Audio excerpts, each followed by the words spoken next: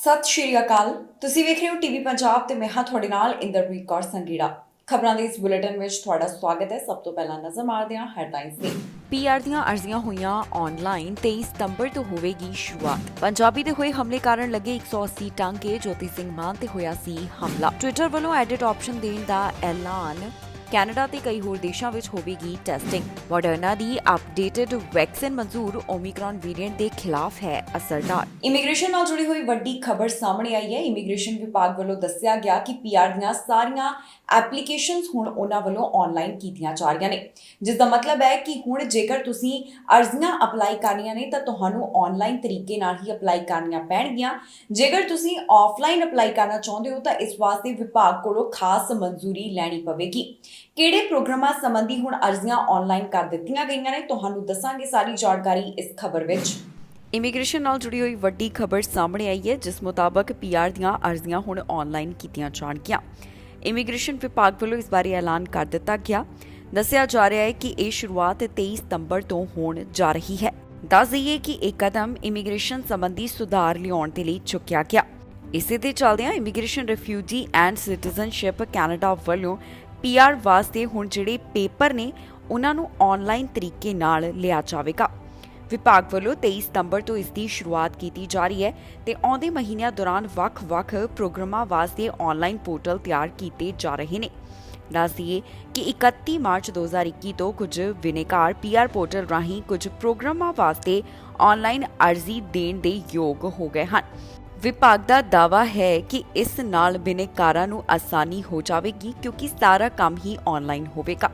ਇਸ ਬਾਰੇ ਇਮੀਗ੍ਰੇਸ਼ਨ ਵਿਭਾਗ ਵੱਲੋਂ ਖਾਸ ਜਾਣਕਾਰੀ ਸਾਂਝੀ ਕੀਤੀ ਗਈ, ਜਿੱਥੇ ਉਹਨਾਂ ਦੱਸਿਆ ਕਿ ਹੁਣ ਕੁਝ ਹੋਰ ਪ੍ਰੋਗਰਾਮ ਵੀ ਅਜਿਹੇ ਹੀ ਆਨਲਾਈਨ ਕੀਤੇ ਜਾਣਗੇ। 23 ਸਤੰਬਰ ਤੋਂ ਵਿਭਾਗ ਪੀਆਰ ਅਰਜ਼ੀਆਂ ਵਾਸਤੇ 100% ਆਨਲਾਈਨ ਕਰਨ ਦੀ ਯੋਜਨਾ ਬਣਾ ਰਿਹਾ ਹੈ, ਜਿਸ ਦਾ ਮਤਲਬ ਹੈ ਕਿ ਹੁਣ ਐਪਲੀਕੇਸ਼ਨ ਅਪਲਾਈ ਕਰਨ ਵਾਲੇ ਸਿਰਫ ਆਨਲਾਈਨ ਤਰੀਕੇ ਨਾਲ ਹੀ ਆਪਣੀਆਂ ਐਪਲੀਕੇਸ਼ਨਸ ਦੇ ਸਕਣਗੇ। ਆਫਲਾਈਨ ਤਰੀਕੇ ਨਾਲ ਅਰਜ਼ੀਆਂ ਲਗਾਉਣ ਵਾਸਤੇ ਵਿਭਾਗ ਤੋਂ ਖਾਸ ਮਨਜ਼ੂਰੀ ਲੈਣੀ ਪਵੇਗੀ।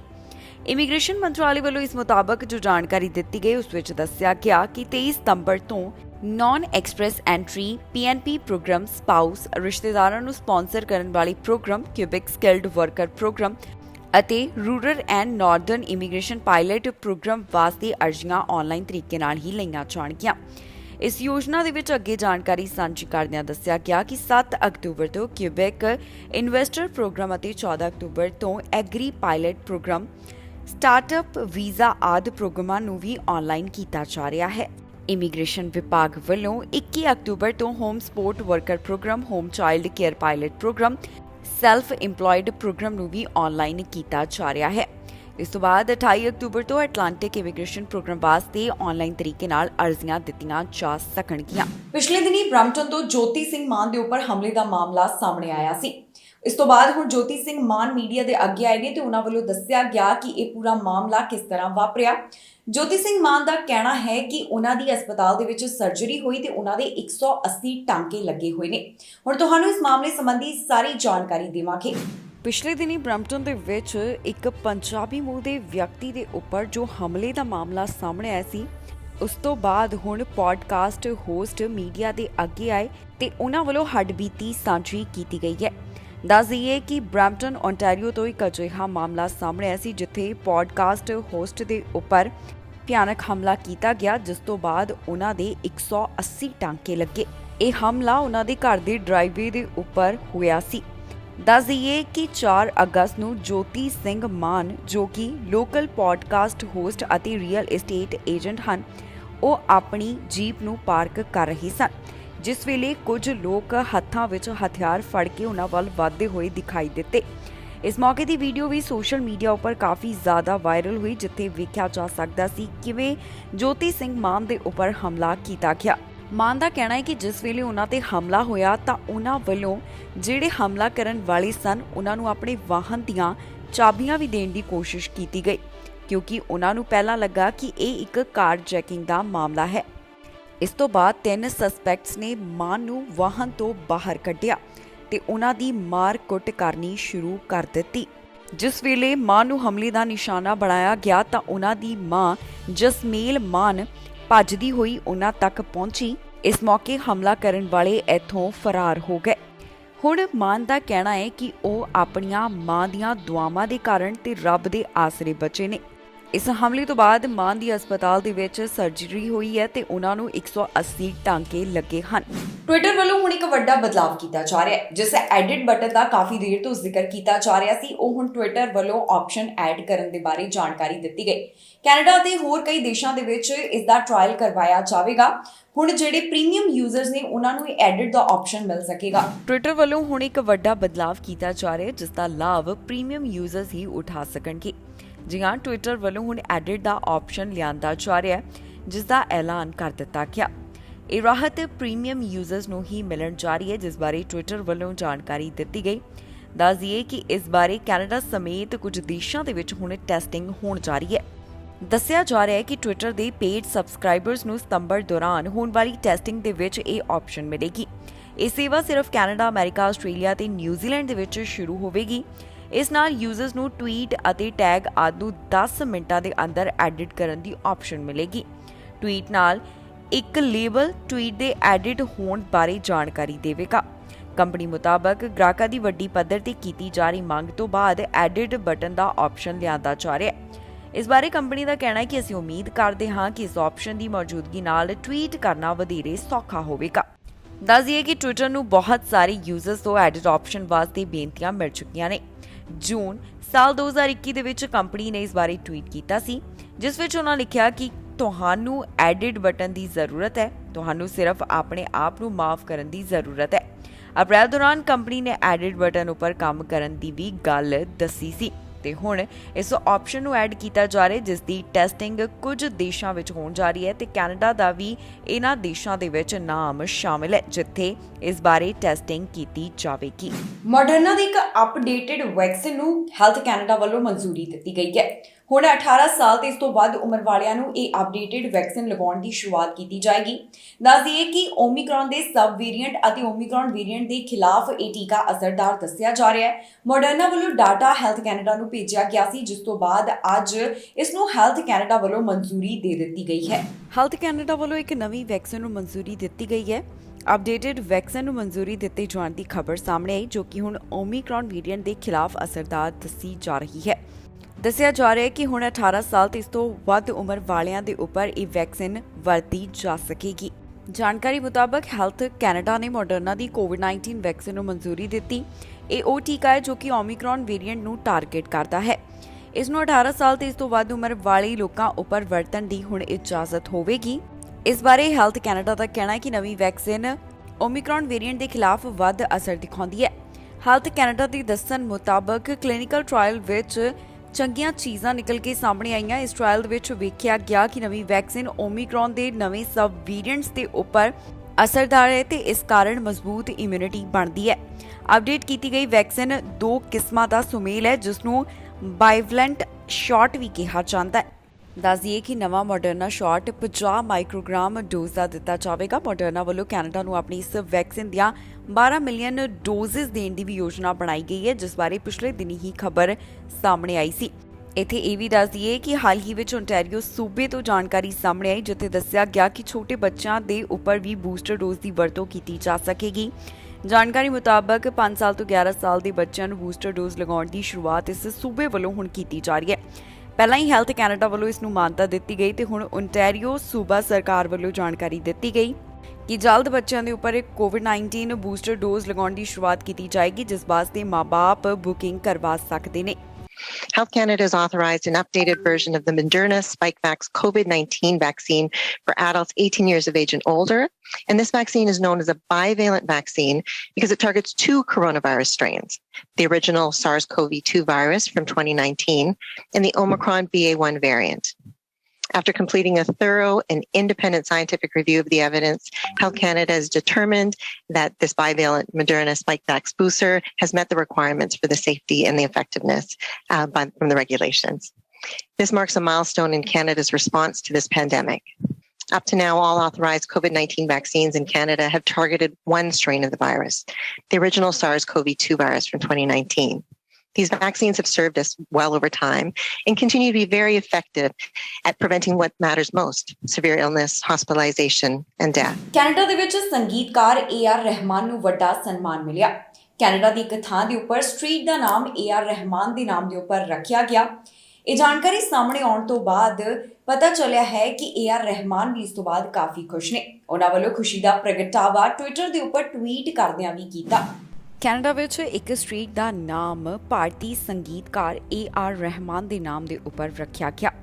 ਇਸ ਤੋਂ ਬਾਅਦ ਰਹਿਮਾਨ ਵੱਲੋਂ ਅਜਿਹਾ ਕਰਨ ਤੇ ਸਿਟੀ ਦਾ ਧੰਨਵਾਦ ਕੀਤਾ ਗਿਆ ਹੈ। ਜੀ ਹਾਂ, ਭਾਰਤੀ ਗਾਇਕ ਅਤੇ ਮਿਊਜ਼ਿਕ ਡਾਇਰੈਕਟਰ AR ਰਹਿਮਾਨ ਨੂੰ ਸਨਮਾਨ ਦਿੱਤਾ ਗਿਆ। ਸਿਟੀ ਆਫ ਮਾਰਕਮ ਵੱਲੋਂ ਸੰਗੀਤਕਾਰ ਦੇ ਨਾਮ ਦੇ ਉੱਪਰ ਸਟਰੀਟ ਦਾ ਨਾਮ ਰੱਖਿਆ ਗਿਆ। ਕੈਨੇਡੀ ਰੋਡ ਅਤੇ ਮੇਜਰ ਮੈਕੈਂਜੀ ਡਰਾਈਵ ਈਸਟ ਨਜ਼ਦੀਕ ਪੈਂਦੀ ਇਸ ਸਟਰੀਟ ਦਾ ਨਾਮ ਹੁਣ AR ਰਹਿਮਾਨ ਸਟਰੀਟ ਰੱਖ ਦਿੱਤਾ ਗਿਆ ਹੈ। ਦੱਸ ਦਈਏ ਕਿ ਰਹਿਮਾਨ ਇਸ ਵੇਲੇ ਕੈਨੇਡਾ ਵਿੱਚ ਆਪਣੇ ਸ਼ੋਅਜ਼ ਦੇ ਸੰਬੰਧ ਵਿੱਚ ਆਏ ਹੋਏ ਹਨ। ਸਟਰੀਟ ਦੇ ਉਦਘਾਟਨੀ ਸਮਾਗਮ ਵਿੱਚ ਉਹਨਾਂ ਵੱਲੋਂ ਹਿੱਸਾ ਲਿਆ ਗਿਆ ਤੇ ਇਸ ਮੌਕੇ ਸਿਟੀ ਆਫ ਮਾਰਕਮ ਦੇ ਨੁਮਾਇੰਦੇ ਵੀ ਮੌਜੂਦ ਸਨ। ਇਸ ਮੌਕੇ ਮਾਰਕਮ ਦੇ ਮੇਅਰ ਵੱਲੋਂ ਆਪਣੇ ਵਿਚਾਰ ਸਾਂਝੇ ਕੀਤੇ ਗਏ, ਜਿੱਥੇ ਉਹਨਾਂ ਦੱਸਿਆ ਕਿ ਕੈਨੇਡਾ ਦੇ ਸਭ ਤੋਂ ਵਿਭਿੰਨ ਸ਼ਹਿਰ ਹੋਣ ਦੇ ਨਾਤੇ ਸਾਨੂੰ ਵਿਸ਼ਵ ਪੱਧਰ ਤੇ ਮਾਨਤਾ ਪ੍ਰਾਪਤ ਇੱਕ ਬੇਮਿਸਾਲ ਗਾਇਕ ਨੂੰ ਇਹ ਸਨਮਾਨ ਪ੍ਰਦਾਨ ਕਰਦਿਆਂ ਬਹੁਤ ਖੁਸ਼ੀ ਹੋ ਰਹੀ ਹੈ। ਇਸ ਤੋਂ ਇਲਾਵਾ ਉਹਨਾਂ ਕਿਹਾ ਕਿ AR ਰਹਿਮਾਨ ਬਹੁਤ ਵਾਰ ਸ਼ਹਿਰ ਵਿੱਚ ਸ਼ੋਅਜ਼ ਕਰ ਚੁੱਕੇ ਨੇ ਤੇ ਉਹ ਕੈਨੇਡਾ ਵਿਚਲੇ ਸਾਊਥ ਏਸ਼ੀਅਨ ਭਾਈਚਾਰੇ ਦਰਮਿਆਨ ਬਹੁਤ ਹੀ ਮਸ਼ਹੂਰ ਹਨ। ਜ਼ਿਕਰਯੋਗ ਹੈ ਕਿ ਰਹਿਮਾਨ ਦੀ national academy of recording arts and sciences ਦੁਆਰਾ ਸੰਗੀਤ ਖੇਤਰ ਵਿੱਚ ਉੱਚ ਪ੍ਰਾਪਤੀਆਂ ਵਾਸਤੇ ਦਿੱਤਾ ਜਾਣ ਵਾਲਾ ਗ੍ਰੈਮੀ ਪੁਰਸਕਾਰ ਵੀ ਜਿੱਤਿਆ। ਰਹਿਮਾਨ ਨੇ ਸਿਟੀ ਦਾ ਇਹ ਸਨਮਾਨ ਵਾਸਤੇ ਧੰਨਵਾਦ ਕੀਤਾ ਹੈ। ਇਸ ਮੌਕੇ ਰਹਿਮਾਨ ਨੇ ਕਿਹਾ ਕਿ ਮੈਂ ਇਸ ਦਾ ਕਦੇ ਸੁਪਨਾ ਵੀ ਨਹੀਂ ਲਿਆ ਸੀ ਜੋ ਹੁਣ ਹੋ ਚੁੱਕਾ ਹੈ। ਇਸ ਤੋਂ ਇਲਾਵਾ ਰਹਿਮਾਨ ਨੇ ਇਸ ਸੰਬੰਧ ਵਿੱਚ ਟਵੀਟ ਵੀ ਕੀਤਾ, ਜਿੱਥੇ ਉਹਨਾਂ ਨੇ ਆਪਣੇ ਵਿਚਾਰ ਸਾਂਝੇ ਕੀਤੇ ਨੇ। ਬਾਰਡਰ ਦੇ ਅਧਿਕਾਰੀਆਂ ਵੱਲੋਂ ਜਾਣਕਾਰੀ ਦਿੱਤੀ ਗਈ ਕਿ ਉਹਨਾਂ ਨੇ ਇੱਕ ਵਿਅਕਤੀ ਕੋਲੋਂ ਹਥਿਆਰ ਬਰਾਮਦ ਕੀਤੇ ਨੇ। ਇਹ ਪਾਬੰਦੀਸ਼ੁਦਾ ਹਥਿਆਰ ਮਿਲਣ ਦੀ ਜਾਣਕਾਰੀ ਉਹਨਾਂ ਵੱਲੋਂ ਦਿੱਤੀ ਗਈ ਤੇ ਨਾਲ ਹੀ ਦੱਸਿਆ ਕਿ ਜਿਸ ਵਿਅਕਤੀ ਉੱਪਰ ਕਾਰਵਾਈ ਕੀਤੀ ਗਈ ਉਸ ਦੀ ਪਹਿਚਾਣ ਕੀ ਹੈ। ਬਾਰਡਰ ਦੀ ਜਾਂਚ ਦੌਰਾਨ ਵਿਅਕਤੀ ਕੋਲੋਂ ਹਥਿਆਰ ਮਿਲੇ, ਜਿਸ ਬਾਰੇ ਹੁਣ ਜਾਣਕਾਰੀ ਅਧਿਕਾਰੀਆਂ ਵੱਲੋਂ ਦਿੱਤੀ ਗਈ ਹੈ। ਜਿਸ ਵਿਅਕਤੀ ਕੋਲੋਂ ਇਹ ਵੈਪਨ ਬਰਾਮਦ ਹੋਏ ਨੇ ਉਹ ਨੋਵਾ ਸਕੋਸ਼ੀਆ ਨਾਲ ਸੰਬੰਧਿਤ ਦੱਸਿਆ ਗਿਆ। ਇਸ ਵਿਅਕਤੀ ਉੱਪਰ ਹੁਣ ਚਾਰਜਸ ਵੀ ਲਗਾਏ ਗਏ ਨੇ। ਜੀ ਹਾਂ, RCMP ਵੱਲੋਂ ਸਾਂਝੀ ਕੀਤੀ ਗਈ ਜਾਣਕਾਰੀ ਮੁਤਾਬਕ ਦੱਸਿਆ ਗਿਆ ਕਿ ਟੋਰਾਂਟੋ ਇੰਟਰਨੈਸ਼ਨਲ ਮੇਲ ਪ੍ਰੋਸੈਸਿੰਗ ਸੈਂਟਰ ਦੇ ਉੱਪਰ ਉਹਨਾਂ ਵੱਲੋਂ ਇੱਕ ਵਿਅਕਤੀ ਖਿਲਾਫ ਕਾਰਵਾਈ ਕੀਤੀ ਗਈ, ਜਿਸ ਕੋਲੋਂ ਪਾਬੰਦੀਸ਼ੁਦਾ ਹਥਿਆਰ ਬਰਾਮਦ ਹੋਏ ਨੇ। ਬਾਰਡਰ ਅਧਿਕਾਰੀਆਂ ਵੱਲੋਂ ਇੱਕ ਪੈਕੇਟ ਦੇ ਬਾਰੇ ਜਾਣਕਾਰੀ ਦਿੱਤੀ ਗਈ, ਜਿਸ ਵਿੱਚ ਕੁਝ ਹਥਿਆਰ ਰੱਖੇ ਗਏ ਸਨ। ਦੱਸਿਆ ਜਾ ਰਿਹਾ ਹੈ ਕਿ ਉਹਨਾਂ ਨੂੰ ਇਹ ਬਰਾਮਦਗੀ ਮਿਡ ਜੁਲਾਈ ਦੌਰਾਨ ਹੋਈ ਹੈ। ਅਧਿਕਾਰੀਆਂ ਦਾ ਕਹਿਣਾ ਹੈ ਕਿ 10 ਅਗਸਤ ਨੂੰ ਉਹਨਾਂ ਵੱਲੋਂ ਇੱਕ ਸਰਚ ਵਾਰੰਟ ਐਗਜ਼ੀਕਿਊਟ ਕੀਤਾ ਗਿਆ, ਜਿਸ ਦੀ ਜਾਣਕਾਰੀ ਪਾਰਕਵੁੱਡ ਡਰਾਈਵ ਦੇ ਨਾਲ ਸੰਬੰਧਿਤ ਦੱਸੀ ਜਾ ਰਹੀ ਹੈ। ਇਸ ਤੋਂ ਇਲਾਵਾ ਦੱਸਿਆ ਜਾ ਰਿਹਾ ਹੈ ਕਿ ਇੱਥੋਂ 2 ਸੈੱਲਫੋਨ, 15 ਪਾਬੰਦੀਸ਼ੁਦਾ ਹਥਿਆਰ ਘਰ ਵਿੱਚੋਂ ਬਰਾਮਦ ਕੀਤੇ ਗਏ। ਇਹਨਾਂ ਹਥਿਆਰਾਂ ਵਿੱਚ ਕੁਝ ਕਰਦਾਂ ਤੇ ਹੋਰ ਵੀ ਕਈ ਚੀਜ਼ਾਂ ਸ਼ਾਮਲ ਸਨ। ਦੱਸ ਦਈਏ ਕਿ ਜਿਸ ਵਿਅਕਤੀ ਖਿਲਾਫ ਕਾਰਵਾਈ ਕੀਤੀ ਗਈ ਉਸ ਦੀ ਉਮਰ 32 ਸਾਲ ਦੇ ਕਰੀਬ ਦੱਸੀ ਜਾ ਰਹੀ ਹੈ, ਜਿਸ ਨੂੰ ਹੁਣ ਹਥਿਆਰਾਂ ਅਤੇ ਸਮਗਲਿੰਗ ਦੇ ਨਾਲ ਸੰਬੰਧਿਤ ਕਈ ਚਾਰਜਸ ਦਾ ਸਾਹਮਣਾ ਕਰਨਾ ਪਵੇਗਾ। ਫਿਲਹਾਲ ਪੁਲਿਸ ਦਾ ਕਹਿਣਾ ਹੈ ਕਿ ਮਾਮਲੇ ਦੀ ਜਾਂਚ ਪੜਤਾਲ ਜਾਰੀ ਹੈ, ਜਿਸ ਤੋਂ ਬਾਅਦ ਬਾਕੀ ਦੀ ਜਾਣਕਾਰੀ ਦਿੱਤੀ ਜਾਵੇਗੀ। ਹੁਣ ਤੱਕ ਦੀ ਅਪਡੇਟ ਵਿੱਚ ਇਹਨਾਂ तमाम ਗੱਲਾਂ ਦਾ ਜ਼ਿਕਰ ਕੀਤਾ ਗਿਆ। ਸਰੀ ਦੇ ਵਿੱਚ ਝਗੜੇ ਦਾ ਮਾਮਲਾ ਸਾਹਮਣੇ ਆਇਆ, ਜਿਸ ਵਿੱਚ ਇੱਕ ਵਿਅਕਤੀ ਦੀ ਮੌਤ ਹੋ ਗਈ। RCMP ਵੱਲੋਂ ਦੱਸਿਆ ਗਿਆ ਕਿ 2 ਵਿਅਕਤੀਆਂ ਵਿਚਕਾਰ ਝਗੜਾ ਹੋਇਆ ਸੀ ਤੇ ਗੱਲ ਇੱਥੋਂ ਤੱਕ ਪਹੁੰਚ ਗਈ ਕਿ ਇੱਕ ਵਿਅਕਤੀ ਦੀ ਮੌਤ ਹੋ ਗਈ। ਫਿਲਹਾਲ ਪੀੜਤਾਂ ਦੀ ਪਹਿਚਾਣ ਜਨਤਕ ਨਹੀਂ ਕੀਤੀ ਗਈ। ਸਰੀ ਦੇ ਨਿਊਟਨ ਤੋਂ ਇੱਕ ਅਜਿਹਾ ਮਾਮਲਾ ਸਾਹਮਣੇ ਆਇਆ ਜਿੱਥੇ ਗਵਾਂਢੀਆਂ ਵਿਚਕਾਰ ਝਗੜਾ ਹੋਇਆ ਤੇ ਗੱਲ ਆਈਹਿਟ ਕੋਲ ਪਹੁੰਚ ਗਈ। ਜੀ ਹਾਂ, ਇਸ ਝਗੜੇ ਦੇ ਮਾਮਲੇ ਸੰਬੰਧੀ ਹੁਣ ਆਈਹਿਟ ਵੱਲੋਂ ਜਾਂਚ ਪੜਤਾਲ ਕੀਤੀ ਜਾ ਰਹੀ ਹੈ। ਦੱਸ ਦਈਏ ਕਿ ਇੱਥੇ ਨਿਊਟਨ ਵਿੱਚ 2 ਗਵਾਂਢੀ ਆਪਸ ਦੇ ਵਿੱਚ ਝਗੜ ਪਏ, ਜਿਸ ਕਾਰਨ 40 ਸਾਲਾ ਵਿਅਕਤੀ ਦੀ ਮੌਤ ਹੋ ਗਈ। RCMP ਵੱਲੋਂ ਇਸ ਬਾਰੇ ਜੋ ਜਾਣਕਾਰੀ ਦਿੱਤੀ ਗਈ ਉਸ ਵਿੱਚ ਉਹਨਾਂ ਦੱਸਿਆ ਕਿ 31 ਅਗਸਤ ਨੂੰ ਇਹ ਮਾਮਲਾ ਇਕਾਰਟ ਐਵੀਨਿਊ ਦੇ 14100 ਬਲਾਕ ਤੋਂ ਸਾਹਮਣੇ ਆਇਆ, ਜਿੱਥੇ ਝਗੜੇ ਦੇ ਬਾਰੇ ਅਧਿਕਾਰੀਆਂ ਨੂੰ ਜਾਣਕਾਰੀ ਮਿਲੀ। ਜਿਸ ਵੇਲੇ ਆਫੀਸਰਸ ਘਟਨਾ ਵਾਲੀ ਥਾਂ ਦੇ ਉੱਪਰ ਪਹੁੰਚੇ ਤਾਂ ਉਹਨਾਂ ਦੇਖਿਆ ਕਿ ਇੱਕ ਵਿਅਕਤੀ ਜ਼ਖਮੀ ਸੀ। ਉਸ ਨੂੰ ਬਚਾਉਣ ਦੀ ਕੋਸ਼ਿਸ਼ ਕੀਤੀ ਗਈ, ਪਰ ਉਸ ਨੂੰ ਮ੍ਰਿਤਕ ਐਲਾਨ ਕਰ ਦਿੱਤਾ ਗਿਆ। RCMP ਦੇ ਦੱਸਣ ਮੁਤਾਬਕ ਸਸਪੈਕਟ ਘਟਨਾ ਵਾਲੀ ਥਾਂ ਦੇ ਉੱਪਰ ਹੀ ਸੀ ਤੇ ਉਸ ਨੂੰ ਗ੍ਰਿਫਤਾਰ ਕਰ ਲਿਆ ਗਿਆ। ਹੁਣ ਇਸ ਮਾਮਲੇ ਸੰਬੰਧੀ ਆਈਹਿਟ ਵੱਲੋਂ ਜਾਂਚ ਕੀਤੀ ਜਾ ਰਹੀ ਹੈ, ਜਿਸ ਵਿੱਚ ਉਹਨਾਂ ਦਾ ਸਹਿਯੋਗ Surrey RCMP, British Columbia coroners service ਅਤੇ ਇੰਟੀਗ੍ਰੇਟਿਡ ਫੋਰੈਂਸਿਕ ਆਈਡੈਂਟੀਫਿਕੇਸ਼ਨ ਸੈਕਸ਼ਨ ਵੱਲੋਂ ਦਿੱਤਾ ਜਾ ਰਿਹਾ ਹੈ। ਫਿਲਹਾਲ ਖਬਰ ਲਿਖੇ ਜਾਣ ਤੱਕ ਸਸਪੈਕਟ ਉੱਪਰ ਚਾਰਜਸ ਨਹੀਂ ਲਗਾਏ ਗਏ, ਉਸ ਨੂੰ ਹਿਰਾਸਤ ਵਿੱਚ ਹੀ ਰੱਖਿਆ ਗਿਆ ਹੈ। ਆਈਹਿਟ ਵੱਲੋਂ ਪੀੜਤ ਦੀ ਪਹਿਚਾਣ ਮਨਵੀਰ ਮਨੀ ਅਮਰ ਦੇ ਤੌਰ ਤੇ ਉੱਪਰ ਦੱਸੀ ਗਈ। ਜੋ ਕਿ ਸਰੀ ਬ੍ਰਿਟਿਸ਼ ਕੋਲੰਬੀਆ ਦੇ ਨਾਲ ਹੀ ਸੰਬੰਧਿਤ ਹੈ। ਪੁਲਿਸ ਨੇ ਕਿਹਾ ਹੈ ਕਿ ਉਹ ਇਸ ਮਾਮਲੇ ਦੀ ਜਾਂਚ ਕਰ ਰਹੇ ਨੇ, ਪਰ ਜੇਕਰ ਕਿਸੇ ਨੂੰ ਇਸ ਬਾਰੇ ਕੋਈ ਜਾਣਕਾਰੀ ਹੋਵੇ ਤਾਂ iHit ਨਾਲ 187755144448 ਦੇ ਉੱਪਰ ਕਾਲ ਕਰਕੇ ਜਾਣਕਾਰੀ ਸਾਂਝੀ ਕੀਤੀ ਜਾ ਸਕਦੀ ਹੈ। ਮਾਮਲੇ ਦੀ ਜਾਂਚ ਪੜਤਾਲ ਜਾਰੀ ਹੈ। ਪਾਕਿਸਤਾਨ ਦੇ ਵਿੱਚ ਇਸ ਸਮੇਂ ਹੜ੍ਹ ਦਾ ਕਹਿਰ ਦੇਖਣ ਨੂੰ ਮਿਲ ਰਿਹਾ ਹੈ। 1000 ਤੋਂ ਵੱਧ ਮੌਤਾਂ ਹੜ੍ਹ ਦੇ ਕਾਰਨ ਹੋ ਗਈਆਂ। ਓਨਟਾਰੀਓ ਸੂਬੇ ਦੇ ਵਿੱਚ ਵਸਦੇ ਪਾਕਿਸਤਾਨੀ ਭਾਈਚਾਰੇ ਵੱਲੋਂ ਸਰਕਾਰ ਨੂੰ ਅਪੀਲ ਕੀਤੀ ਗਈ ਕਿ ਪਾਕਿਸਤਾਨ ਦੇ ਵਿੱਚ ਜਿਹੜੇ ਹੜ੍ਹ ਪ੍ਰਭਾਵਿਤ ਨੇ ਉਹਨਾਂ ਦੀ ਮਦਦ ਕੀਤੀ ਜਾਵੇ। ਫੈਡਰਲ ਸਰਕਾਰ ਵੱਲੋਂ $5 ਮਿਲੀਅਨ ਦਾ ਐਲਾਨ ਕਰ ਦਿੱਤਾ ਗਿਆ। ਹਰਜੀਤ ਸੱਜਣ ਵੱਲੋਂ ਵੀ ਇਸ ਦੀ ਜਾਣਕਾਰੀ ਦਿੱਤੀ ਗਈ। ਦੱਸਿਆ ਜਾ ਰਿਹਾ ਹੈ ਕਿ ਇਸ ਰਕਮ ਦੇ ਨਾਲ ਜਿਹੜੇ ਹੜ੍ਹ ਪ੍ਰਭਾਵਿਤ ਨੇ ਉਹਨਾਂ ਦੀ ਮਦਦ ਕੀਤੀ ਜਾਵੇਗੀ।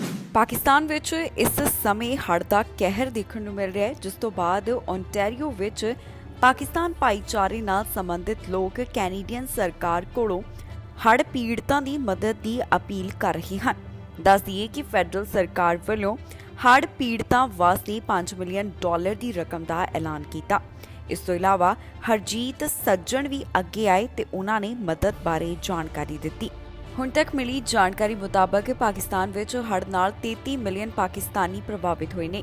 ਲਗਭਗ 10 ਲੱਖ ਘਰਾਂ ਨੂੰ ਨੁਕਸਾਨ ਪਹੁੰਚਿਆ ਤੇ 1000 ਤੋਂ ਵੱਧ ਲੋਕਾਂ ਦੀ ਮੌਤ ਹੜ੍ਹ ਕਾਰਨ ਹੋ ਚੁੱਕੀ ਹੈ। ਇਸ ਦੌਰਾਨ ਪਾਕਿਸਤਾਨ ਕੈਨੇਡਾ ਐਸੋਸੀਏਸ਼ਨ ਵਿੰਡਸਰ ਨੇ ਲਿਬਰਲ MP ਰੇਕ ਅਤੇ ਫੈਡਰਲ ਟਰਾਂਸਪੋਰਟ ਮਿਨਿਸਟਰ ਨਾਲ ਫੈਡਰਲ ਸਰਕਾਰ ਤੋਂ ਸਹਾਇਤਾ ਸੰਬੰਧੀ ਮੁਲਾਕਾਤ ਕੀਤੀ।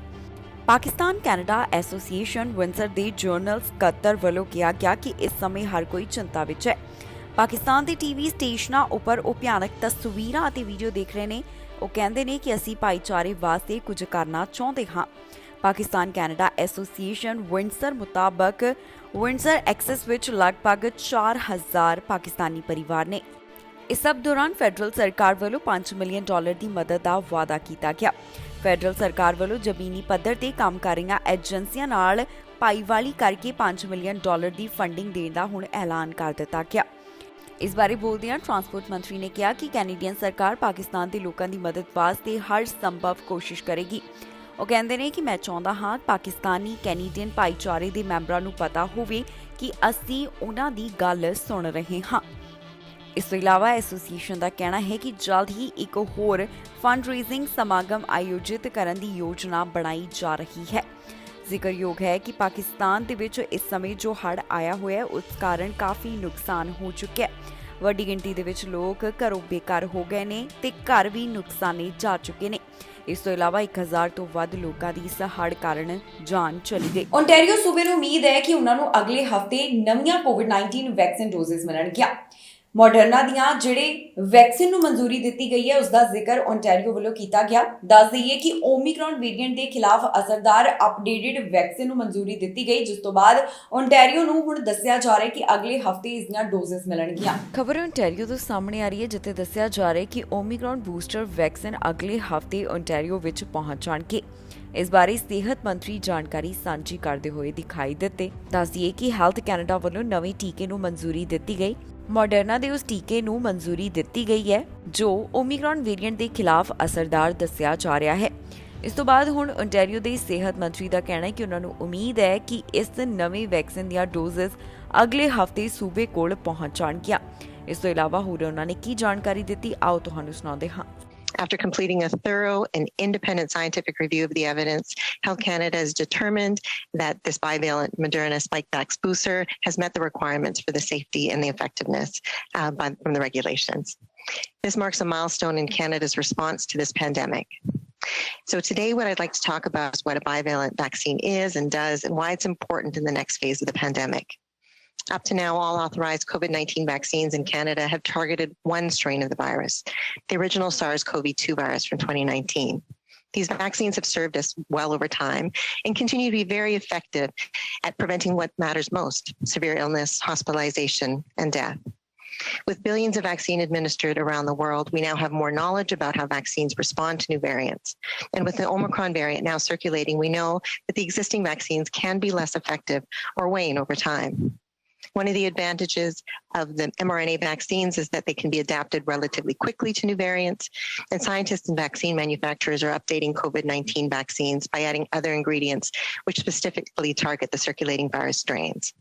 For example, each dose of the new bivalent Moderna Spikevax vaccine contains 50 micrograms of mRNA with 25 micrograms targeting the original SARS-CoV-2 virus strain and 25 micrograms specifically targeting the Omicron BA.1 subvariant. It's essentially 2 vaccines in one. Health Canada's decision to authorize this new bivalent vaccine was based on data from a clinical trial that showed that a booster dose of the bivalent Moderna vaccine triggers a strong immune response against both the Omicron BA.1 and the original SARS-CoV-2 virus strains. ਇੱਕ ਔਰਤ ਵੱਲੋਂ ਦੂਸਰੀ ਔਰਤ ਨੂੰ kidnap ਕੀਤਾ ਗਿਆ।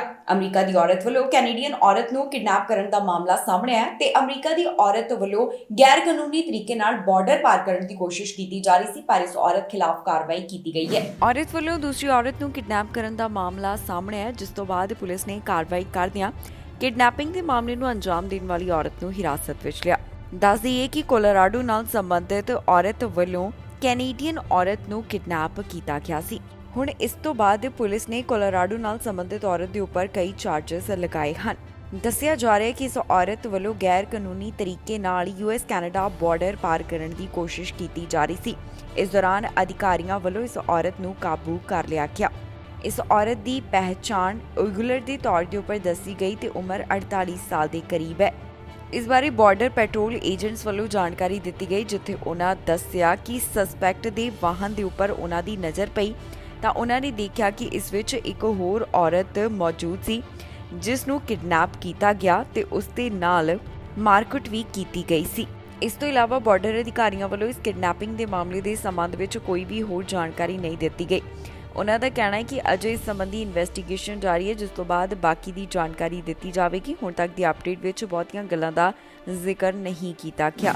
America ਦੇ ਵਿੱਚ ਇਸ ਸਮੇਂ ਟਰੱਕ ਡਰਾਈਵਰਾਂ ਦੀ ਭਾਰੀ ਕਮੀ ਦੇਖਣ ਨੂੰ ਮਿਲ ਰਹੀ ਹੈ। ਆંકੜੇ ਦੱਸਦੇ ਨੇ ਕਿ ਅਮਰੀਕਾ ਵਿੱਚ 80,000 ਟਰੱਕ ਡਰਾਈਵਰਸ ਦੀ ਜ਼ਰੂਰਤ ਹੈ ਤੇ ਇਹ ਵੀ ਗੱਲ ਕਹੀ ਜਾ ਰਹੀ ਹੈ ਕਿ ਸਾਲ 2030 ਤੱਕ ਇਹ ਆંકੜਾ ਹੋਰ ਵੀ ਜ਼ਿਆਦਾ ਵੱਧ ਜਾਵੇਗਾ। ਕੈਨੇਡਾ ਦੇ ਵਿੱਚ ਤਾਂ ਟਰੱਕ ਡਰਾਈਵਰਸ ਵਾਸਤੇ ਇੱਕ ਖਾਸ ਪ੍ਰੋਗਰਾਮ ਦਾ ਜ਼ਿਕਰ ਵੀ ਇਮੀਗ੍ਰੇਸ਼ਨ ਵਿਭਾਗ ਵੱਲੋਂ ਕੀਤਾ ਗਿਆ ਹੈ, ਜਿਸ ਦੀ ਜਾਣਕਾਰੀ ਤੁਹਾਨੂੰ ਇਸ ਖਬਰ ਵਿੱਚ ਦੇਵਾਂਗੇ। ਅਮਰੀਕਾ ਵਿੱਚ ਇਸ ਸਮੇਂ ਕਾਫੀ ਟਰੱਕ ਡਰਾਈਵਰਸ ਦੀ ਕਮੀ ਦਿਖਾਈ ਦੇ ਰਹੀ ਹੈ। ਇਸ ਬਾਰੇ ਸਟਾਰ ਪੁਆਇੰਟ ਆਰਟੀਕਲ ਦੇ ਵਿੱਚ ਜਾਣਕਾਰੀ ਸਾਂਝੀ ਕੀਤੀ ਗਈ, ਜਿੱਥੇ ਉਹਨਾਂ ਦੱਸਿਆ ਕਿ ਅਮਰੀਕਨ ਟਰੱਕਿੰਗ ਐਸੋਸੀਏਸ਼ਨ ਨੂੰ ਇਸ ਸਮੇਂ 80,000 ਟਰੱਕ ਡਰਾਈਵਰਾਂ ਦੀ ਜ਼ਰੂਰਤ ਹੈ। ਸਾਲ 2030 ਤੱਕ ਇਹ ਆંકੜਾ 1,60,000 ਤੱਕ ਪਹੁੰਚਣ ਦਾ ਅੰਦਾਜ਼ਾ ਲਗਾਇਆ ਜਾ ਰਿਹਾ ਹੈ। ਹੁਣ ਟਰੱਕ ਡਰਾਈਵਰਾਂ ਦੀ ਕਮੀ ਕਿਉਂ ਹੈ, ਇਸ ਦੇ ਪਿੱਛੇ ਵੀ ਕਈ ਕਾਰਨ ਮੰਨੇ ਜਾ ਰਹੇ ਨੇ। ਦੱਸਿਆ ਜਾ ਰਿਹਾ ਹੈ ਕਿ ਡਿਮਾਂਡ ਕਾਫੀ ਜ਼ਿਆਦਾ ਹੈ, ਪਰ ਨਵੇਂ ਡਰਾਈਵਰ ਇਸ ਇੰਡਸਟਰੀ ਵਿੱਚ ਘੱਟ ਆ ਰਹੇ ਨੇ। ਇਸ ਤੋਂ ਇਲਾਵਾ ਇੰਟਰਨੈਸ਼ਨਲ ਰੋਡ ਟਰਾਂਸਪੋਰਟ ਯੂਨੀਅਨ ਵੱਲੋਂ ਖਾਸ ਜਾਣਕਾਰੀ ਸਾਂਝੀ ਕੀਤੀ ਗਈ। ਉਹਨਾਂ ਦੱਸਿਆ ਕਿ ਜਿਹੜੇ ਵੱਡੀ ਉਮਰ ਦੇ ਟਰੱਕ ਡਰਾਈਵਰ ਨੇ, ਉਹਨਾਂ ਦੀ ਗਿਣਤੀ ਇਸ ਇੰਡਸਟਰੀ ਵਿੱਚ ਜ਼ਿਆਦਾ ਹੈ, ਜਦਕਿ ਨੌਜਵਾਨ ਹੁਣ ਟਰੱਕ ਚਲਾਉਣ ਨੂੰ ਘੱਟ ਤਵੱਜੋ ਦੇ ਰਹੇ ਨੇ। 55 ਸਾਲ ਤੇ ਇਸ ਤੋਂ ਵੱਧ ਉਮਰ ਵਾਲਿਆਂ ਦਾ ਅੰਕੜਾ ਯੰਗ ਡਰਾਈਵਰਸ ਦੇ ਮੁਕਾਬਲੇ 5 ਗੁਣਾ ਵੱਧ ਦੱਸਿਆ ਗਿਆ। ਇਸ ਵਿੱਚ ਇਹ ਵੀ ਜਾਣਕਾਰੀ ਦਿੱਤੀ ਗਈ ਸੀ ਕਿ 25 ਸਾਲ ਦੀ ਉਮਰ ਵਾਲੇ ਨੌਜਵਾਨ ਟਰੱਕ ਡਰਾਈਵਰਸ ਦੇ ਮੁਕਾਬਲੇ ਜਿਹੜੀਆਂ ਔਰਤਾਂ ਟਰੱਕ ਡਰਾਈਵਰ ਨੇ, ਉਹਨਾਂ ਦਾ ਅੰਕੜਾ ਜ਼ਿਆਦਾ ਹੈ। ਇਸ ਦੇ ਨਾਲ ਹੀ ਦੱਸ ਦਈਏ ਕਿ ਅਜਿਹਾ ਨਹੀਂ ਕਿ ਸਿਰਫ ਇਸ ਤਰ੍ਹਾਂ ਦੀ ਕਮੀ ਅਮਰੀਕਾ ਵਿੱਚ ਹੀ ਦੇਖਣ ਨੂੰ ਮਿਲ ਰਹੀ ਹੈ, ਬਲਕਿ ਕੈਨੇਡਾ ਵੱਲੋਂ ਵੀ ਇਸ ਤਰ੍ਹਾਂ ਦੀ ਮੁਸ਼ਕਿਲ ਦਾ ਹੀ ਸਾਹਮਣਾ ਕੀਤਾ ਜਾ ਰਿਹਾ ਹੈ। ਹਾਲ ਹੀ 'ਚ ਇਸ ਬਾਰੇ ਕੈਨੇਡਾ ਤੋਂ ਇੱਕ ਚੰਗੀ ਖਬਰ ਵੀ ਸਾਹਮਣੇ ਆਈ ਸੀ ਕਿ ਇੱਥੇ ਇਮੀਗ੍ਰੇਸ਼ਨ ਮੰਤਰੀ ਟਰੱਕ ਡਰਾਈਵਰਸ ਵਾਸਤੇ ਇੱਕ ਖਾਸ ਪ੍ਰੋਗਰਾਮ ਲਿਆ ਸਕਦੇ ਨੇ। ਇਹ ਜ਼ਿਕਰ ਕੈਨੇਡਾ ਦੇ ਐਕਸਪ੍ਰੈਸ ਐਂਟਰੀ ਪ੍ਰੋਗਰਾਮ ਵਾਸਤੇ ਕੀਤਾ ਗਿਆ, ਜੋ ਕਿ ਟਰੱਕਰਸ ਵਾਸਤੇ ਹੋ ਸਕਦਾ ਹੈ। ਹੁਣ ਇਸ ਤੋਂ ਬਾਅਦ ਇਹ ਵੀ ਮੰਗ ਕੀਤੀ ਜਾ ਰਹੀ ਹੈ ਕਿ ਅਮਰੀਕਾ ਵਿੱਚ ਵੀ ਇਸ ਤਰ੍ਹਾਂ ਦਾ ਕੋਈ ਨਵਾਂ ਪ੍ਰੋਗਰਾਮ ਹੋਣਾ ਚਾਹੀਦਾ ਹੈ, ਤਾਂ ਕਿ ਇਸ ਇੰਡਸਟਰੀ ਦੇ ਵਿੱਚ ਲੋਕ ਵੱਧ ਉਤਸ਼ਾਹਿਤ ਹੋ ਕੇ ਆਉਣ ਤੇ ਟਰੱਕ ਇੰਡਸਟਰੀ ਦੇ ਵਿੱਚ ਇਸ ਸਮੇਂ ਜਿਹੜੀਆਂ ਮੁਸ਼ਕਿਲਾਂ ਸਾਹਮਣੇ ਆ ਰਹੀਆਂ ਨੇ, ਉਹਨਾਂ ਦਾ ਵੀ ਜਲਦ ਹੱਲ ਕੱਢ ਲਿਆ ਜਾਵੇ। ਇਸ ਦੇ ਨਾਲ ਹੀ ਜਾਂਦੇ ਇੱਕ ਵਾਰ ਫਿਰ ਤੋਂ ਨਜ਼ਰ ਮਾਰਦੇ ਹਾਂ ਹੈਡਲਾਈਨਸ ਤੇ। PR ਦੀਆਂ ਅਰਜ਼ੀਆਂ ਹੋਈਆਂ ਆਨਲਾਈਨ 23 ਸਤੰਬਰ ਤੋਂ ਹੋਵੇਗੀ ਸ਼ੁਰੂਆਤ। ਪੰਜਾਬੀ ਦੇ ਹੋਏ ਹਮਲੇ ਕਾਰਨ ਲੱਗੇ 180 ਟਾਂਕੇ, ਜੋਤੀ ਸਿੰਘ ਮਾਨ ਤੇ ਹੋਇਆ ਸੀ ਹਮਲਾ। ਟਵਿੱਟਰ ਵੱਲੋਂ ਐਡਿਟ ਆਪਸ਼ਨ ਦੇਣ ਦਾ ਐਲਾਨ। ਕੈਨੇਡਾ ਤੇ ਕਈ ਹੋਰ ਦੇਸ਼ਾਂ ਵਿੱਚ ਹੋਵੇਗੀ ਟੈਸਟਿੰਗ। ਮੋਡਰਨਾ ਦੀ ਅਪਡੇਟਡ ਵੈਕਸੀਨ ਮਨਜ਼ੂਰ, ਓਮਿਕਰੌਨ ਵੇਰੀਐਂਟ ਦੇ ਖਿਲਾਫ ਹੈ ਅਸਰਦਾਰ। ਖਬਰਾਂ ਦੇ ਇਸ ਬੁਲੇਟਿਨ ਵਿੱਚ ਨਹੀਂ, ਫਿਲਹਾਲ ਮੈਨੂੰ ਇੰਦਰਪ੍ਰੀਤ ਕੌਰ ਸੰਗੇੜਾ ਨੂੰ ਦਿਓ ਇਜਾਜ਼ਤ ਤੇ ਤੁਸੀਂ ਵੇਖਦੇ ਰਹੋ TV ਪੰਜਾਬ।